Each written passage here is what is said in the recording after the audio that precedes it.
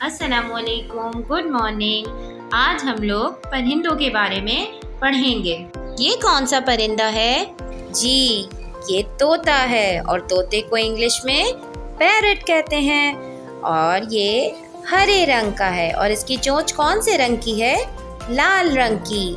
कुछ तोते बोलती भी हैं और तोतों को मिर्च खाना बहुत पसंद होती है और फल भी वो बहुत शौक से खाते हैं। ये कौन सा परिंदा है? बिल्कुल सही, ये कबूतर है और कबूतर को इंग्लिश में पिजन कहते हैं। कबूतर इंसानों से बहुत जल्दी मुतासिर हो जाता है और वो बहुत मासूम परिंदा होता है।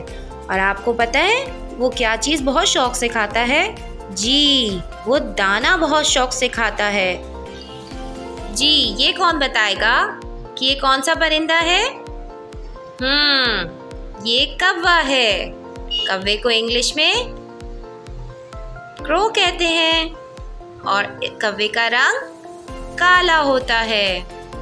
ये आसमान में उड़ते हैं और ये कभी इंसान के दोस्त नहीं बनते, ये दोस्ती नहीं करते किसी से भी।